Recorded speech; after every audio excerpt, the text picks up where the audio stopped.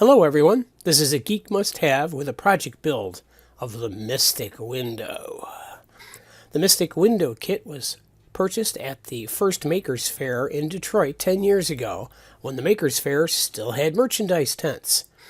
I recently completed a video of the 2019 Makers Faire Detroit Grand Tour, which I'll include a link in the description below and a card above. If you're interested in how this kit was constructed and what simple electronic kits looked like a decade ago, watch this video.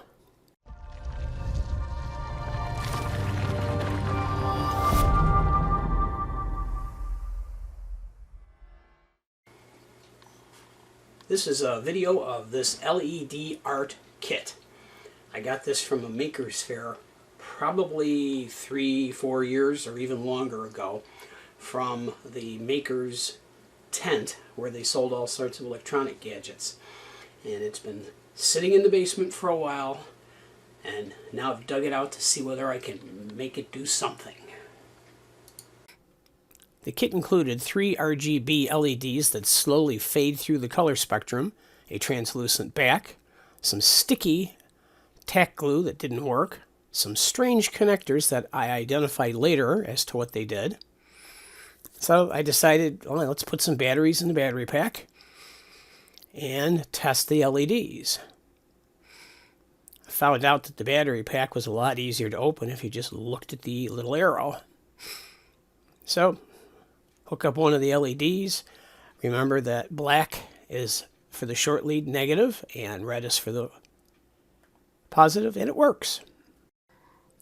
I found out when hooking up the LED and putting the translucent screen over it that it was difficult to get the best effect, but by holding the LED sideways and closer to the screen, I got a more mystical looking event.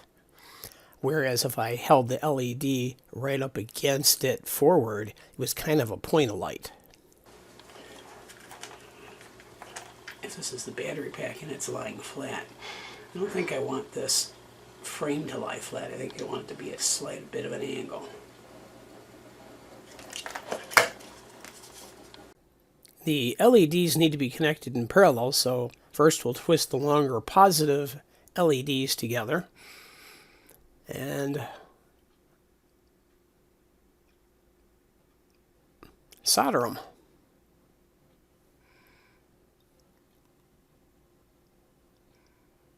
Then we'll go back and do the same thing for the shorter negative leads.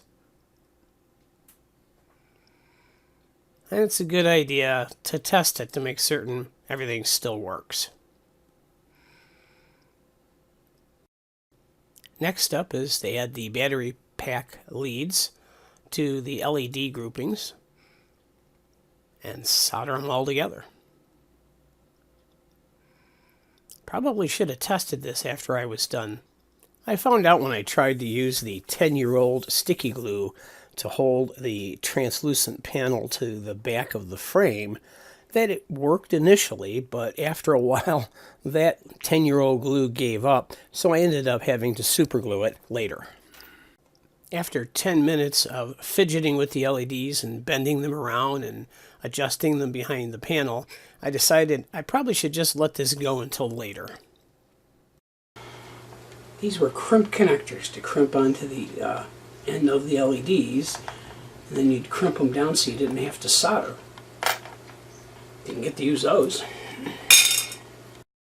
The next step is to cut out the base. I used the frame as a template and used a screwdriver to kind of etch it in, check that everything fit correctly. And I used the screwdriver, and then I follow it up with a sharp utility knife to cut out the actual base. And then you make certain the front is flat, and last check that everything fits. I cut a few brackets out of the poster board to be able to put the frame at an angle to the base for better viewing.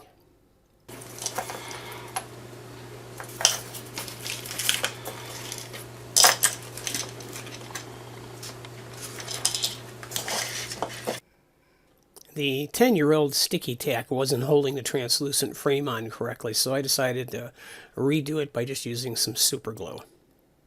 I super glued one of the uprights and then checked to make certain that the angle looked okay, and found out you need to use the super glue sparingly when you attach the uprights. This is not sparingly.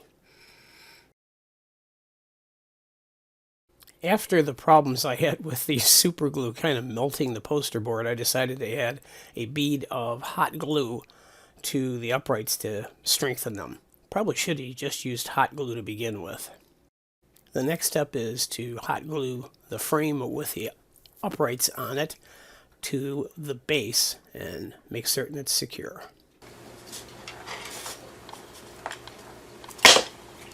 God damn it! I guess it's not a project with hot glue unless you burn yourself at least once. I decided to reinforce the uprights by adding a little bit of additional hot glue on both of the supports. And to make the battery cover easier to take off, I had to glue the battery box on with the switch on the bottom, which made the switch pretty much useless. So I found a toggle switch and hot glued it into place.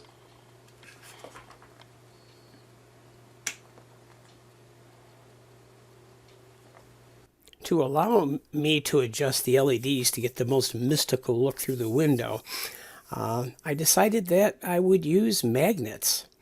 And I glued a magnet to the LEDs and one to the bottom of the upright and a metal piece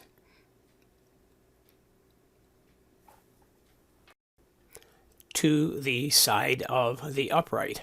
This would allow the LEDs to move up and down to be positioned in the window correctly.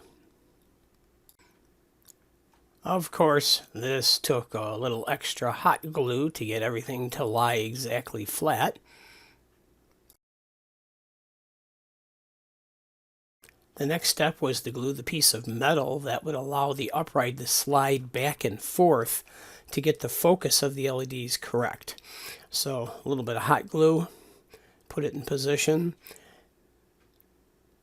And what this allows me to do is then slide the LEDs up and down vertically, and then also slide the LEDs back and forth on that piece I just glued down. Now I put the magnetic upright in place and the LEDs on the upright and started to tinker around with the adjusting. Found out I had to play with the LEDs a little bit, but after a little bit I was able to get a fairly nice mystic window.